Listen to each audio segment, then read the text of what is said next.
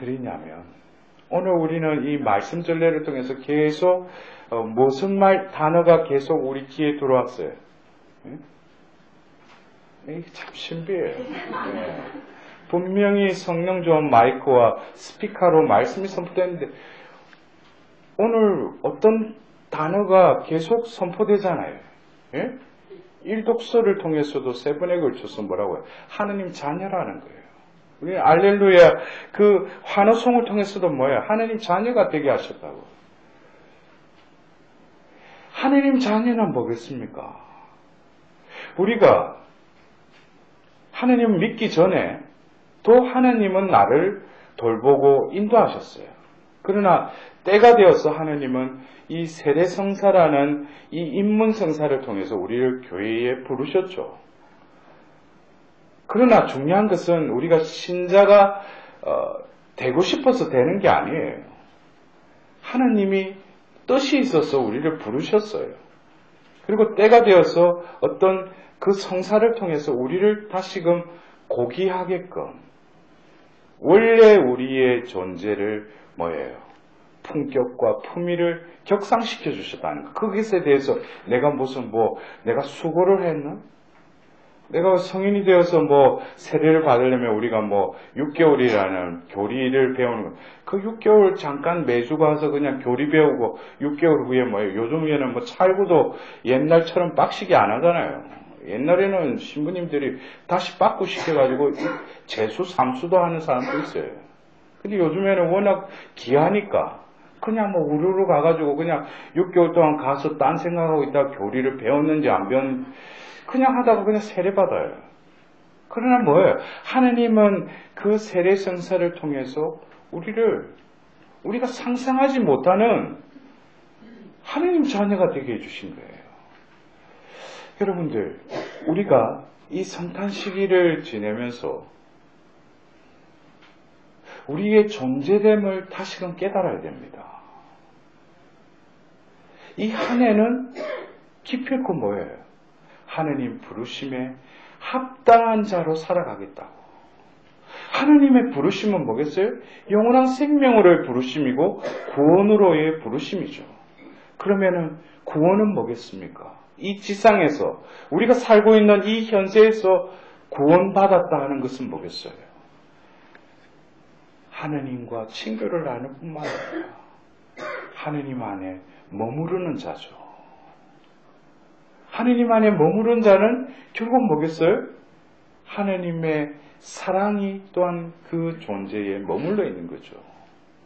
오늘 요한 복음사가는 뭐예요? 아버지께서 우리에게 얼마나 큰 사랑을 주시어 우리가 하느님의 자녀라 불리게 되었는지 생각해 보십시오. 과연 우리는 그분의 자녀입니다. 하느님의 자녀의 동기는 뭐예요?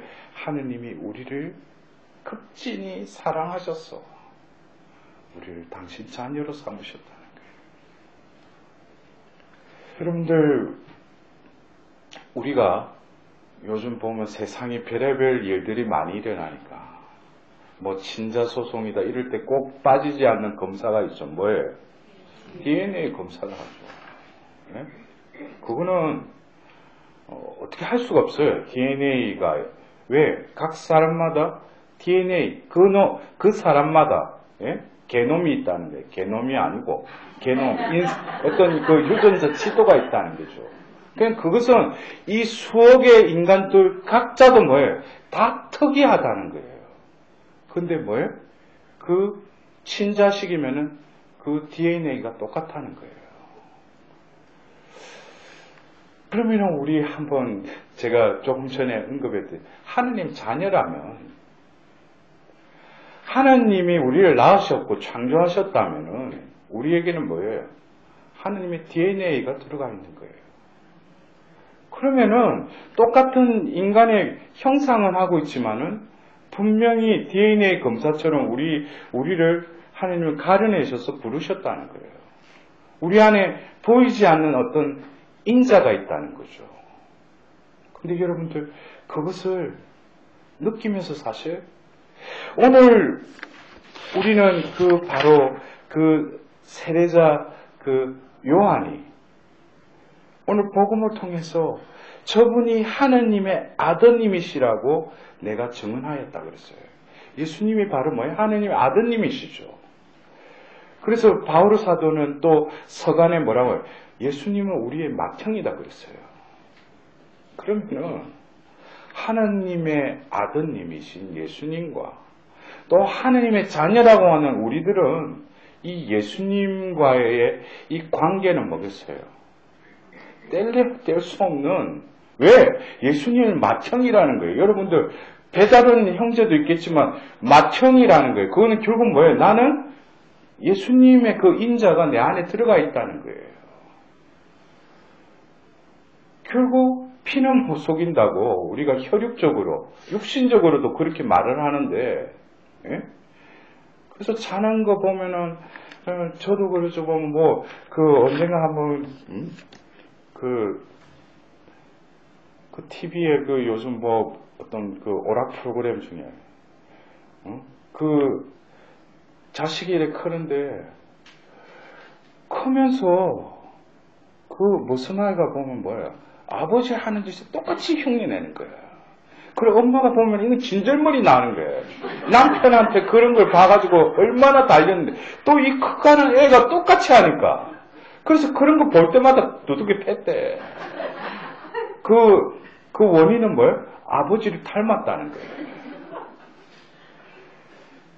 여러분들, 이것은 어쩔 수 없어요, 이게. 어떤 학습에 의해서도 그렇지만, 자기도 모르게 자는데 발 떨고 이런 게, 예? 이거는 어쩔 수가 없어. 응? 예? 학습보다도 뭐겠어요? 그거는 그 사람에게, 유전적인 어떤 뭔가가 있다는 거죠. 그래서 얼마 전에도 회의 토픽에 보니까 그런 이야기가 나왔어요. 60년 넘게 그냥 친구로서 지냈는데, 뒤에 알고 보니까 그래가지고 DNA 검사를 하니까 친형제인 거예요. 예? 그러니까 뭔가가 이렇게 끌렸다는 거예요. 어떻게 그게 어릴 때 그 형제들이 헤어져가지고, 어떻게 해가지고 같은 학교 다니면서 그냥 형제들도 모르고 친구로서 지내다니, 너무나 이게 생각과 이게 모든 게 잘 맞으니까. 그 뒤에 어떻게 하다가 그 DNA 검사하는데 형제인 거예요. 뭔가 끌린다는 거죠.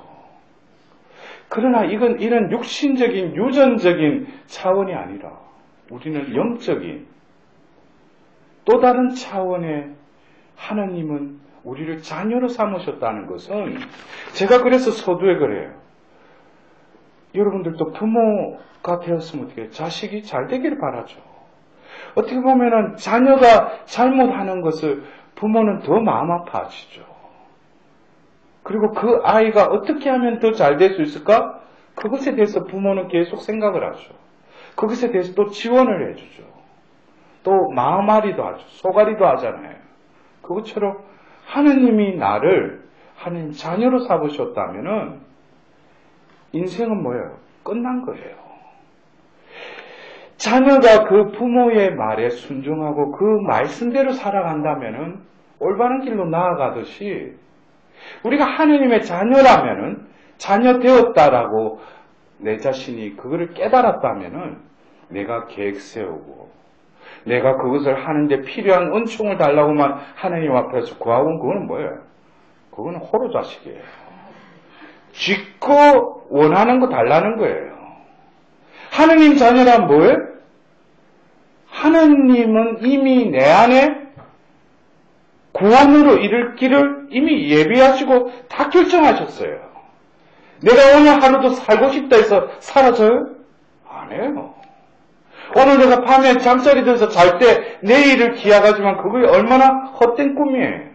그래서 수도자들이나 성직자들이 바치는 뭐예요? 성물도의 마지막 끝기도 때 뭐예요? 성호를 꽂고 하나님께 강복을 청하면서 거룩한 죽음을 맞이하게 하소서 그래요. 오늘 내가 육신적인 잠을 자고 내일 깨어날지 몰라요. 오늘이 뭐예요? 바로 마지막이 아니고 구원의 때요, 자비의 때라는 거예요. 이 지금이라는 걸 놓쳐버리면 뭐가요? 그 사람은 내일 또 내년 또 뻔해요. 오늘을 내가 어떻게 살아가는가.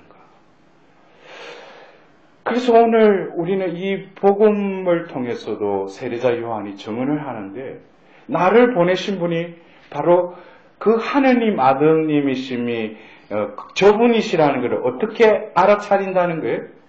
바로 성령께서 비둘기처럼 하늘에 내려오시어 저분 위에 머무시는 것이 뭐예요? 바로 그분이 우리가 기다렸던 메시아라는 거예요. 다른 표징이 있는 게 아니에요. 성령이 그분에게 임한다는 거예요. 성령은 하나님의 생명이요 숨이요 우리의 또 다른 협조자죠. 왜 하나님 자녀들이 걱정할 필요도 없고 두려워할 필요도 없고 계획 세울 필요도 없느냐? 왜 예수님이 최후의 만찬 때 내가 또 다른 협조자 성령을 보내주시겠다 그랬어요. 예수님은 3년이라는 공생활을 끝내고 당신의 그 사명을 다 이루시고 나서 이제 하나님 성부 오른편에 가시지만 우리와 영원히 함께 계시는 방법은 바로 뭐예요? 영을 보내주셔요. 당신의 영을 부어주신다는 거예요. 이것은 세상의 어떤 세포의 어떤 DNA가 아니라 영적으로 하느님은 그 DNA보다도 더 신비로운 방법으로 우리를 자녀 삼았다는 거죠. 그래서 우리가 요한복음으로도 어린 양의 그 이마에 뭐예요? 인호가 박혀져 있다고 그러죠. 이것은 아무리 가시적이고 육안으로 보면은 판별이 안 되죠. 그러나 영적으로는 저 사람이 하나님의 자녀인지 아닌지. 그래서 이제 뭐 10년이 되면 또 고해소에 앉아 있다 보면 아우 신부님 또 올해도 그 유혹을 또 떨치지 못했네요. 미아리로 갔습니다. 올해는 무슨 일이 일어나? 여러분들 가서 뭐 개가 나오든지 뭐 신수가 올해 뭐 한다. 그 사람 뭐예요? 가짜예요. 나올 수가 없어. 왜? 그래서 진정으로 그 잡신이지만 신이 들린 사람은 뭐예요? 하느님의 자녀가 앉아있으면 그게 뭐예요? 보인다는 거예요. 지가 섬기던 뭐 동자신이든 뭐 무슨 신이든 뭐예요? 우리 안에는 하나님의 인호가 박혀 있다는 거예요. 정깨가 안 논다는 거죠. 근데 뭐예요? 그걸 해가지고 뭘 뿌리고 흔들어가지고 나왔다고 그러는데 그게 뭐예요? 다 가짜라는 거예요. 진짜 영의 세계에는 뭐예요? 보인다는 거죠. 제가 좀 다른 방향으로 갔는데 다시 돌아왔어요. 여러분들 보십시오. 오늘 세례자 요한이 예수님임을 알아차리는 것도 뭐예요? 바로 성령이 그 위에 머무신다는 거예요. 그럼 하나님 자녀도 뭐겠어요? 그 시메온 역시 뭡니까? 예수님을 받아 안고 그 시메온의 노래를 불렀던 시메온도 늘 그에게는 뭐예요? 성령이 머물러 있었다 그랬어요. 그리고 때가 되어서 뭐예요? 성령께서 그 성전으로 이끄시죠. 안나 역시 뭡니까? 평생을 그 성전을 떠나지 않고 기도와 희생으로서 그 속량의 때를 기다렸다고 성경은 말하고 있어요. 그가 그렇게 기도하고 희생의 삶을 살려고 했던 게 아니라 그와 함께는 성령께서 그 영혼을 이끄셨고 그 영혼은 거기에 순응했기 때문에 그것을 온전히 참으면서 속량의 때를 기다렸던 거예요. 우리 역시 이 한 해 내 계획 또 가린다에 동글배 치가지고 이건 뭐 할 건가 계획 세우지 마셔. 어떤 일이 벌어질지 나는 모르지만 그러나 뭐예요? 함께 계시는 하나님의 현재성, 하나님의 현존감 이것을 잃어버리면 뭐게? 또 배가 산으로 올라가는 거죠. 그러면은 또 올해 말일에 또 뭐라고 그래요? 다사다난해 때. 그러면서 내년에는 뭐 잘 될까? 여러분들 언제까지 그런 삶을 사시겠습니까? 우리는 오늘 주님 공연 전 수요일을 지내고 있어요. 예수님께서 공적으로 동방 박사들에게 드러내셨다는 것은 예수님의 삶은 결국에는 드러나는 삶이었어요. 내가 잘 살고 나를 드러내는 것이 아니라 하느님의 빛으로 나를 다시금 축성해 주시고 빛의 자녀로 삼으셔서 올해는 뭐겠어요? 동경. 그것은 내가 머물러 있는 삶의 자리예요. 가정일 수 있고 내가 속해 있는 공동체일 수 있고 내가 머무르는 그곳이 바로 동경이죠. 그 동경 위에 뭐예요? 그 등불을 올려놓으면은 그 주위가 어떻게 된다고 했어요? 밝아진다고 그랬어요. 우리 역시 뭡니까? 내가 스펙을 세워서 나를 드러내는 것은 세상의 관점이고 우리는 이미 뭐예요? 하느님의 빛의 자녀로 하느님 자녀로 삼으신 분도 하느님이시기 때문에 끊임없이 자기 위주로 이기적으로 자기를 드러내려고 하는 그 대박을 치우기만 한다면 하느님은 그 존재를 그 삶의 자리에 동경 위에 올려놓고 그 주위를 밝히게끔 그 존재를 뭐예요? 당신 것으로 삼으신다는 거예요. 여러분들 이 성탄의 신비는 다시금 나를 하느님께서 삼으셨다는 거예요. 뭐로? 하느님 자녀로 삼으셨다는 거예요. 무슨 방법으로? 성령을 다시금 부어주셨어. 한 여인의 피앗을 통해서 성령이 임하자 예수님의 생명이 잉태되고 그 생명을 참 생명을 우리 가운데 내어주셨어요. 그 성모님은 늘 어느 곳에 어느 때라도 말씀을 간직하고 되새겼다고 그랬어요. 그것은 뭐예요? 그 빛의 그 심지를 늘 바라보면서 준비하는 거죠. 그 등불의 그 기름을 늘 내 안에 차게 하는 것이죠. 여러분들, 내가 무엇을 하려고 하고 내 계획한 것을 털어달라고 하는 이 새해가 아니라 올 한 해 하느님께서 나를 통해서 당신의 존재를 드러내시고자 하시는 당신의 계획에 온전히 성모님과 같이 피앗으로 이 성탄 시기를 지낼 때 바로 나의 존재는 또 다른 존재로 주위를 밝히고 주위를 변화시키고 주위를 복음화하는 하느님의 사도로서의 삶을 살도록 하느님은 우리를 이끌어 주실 것입니다.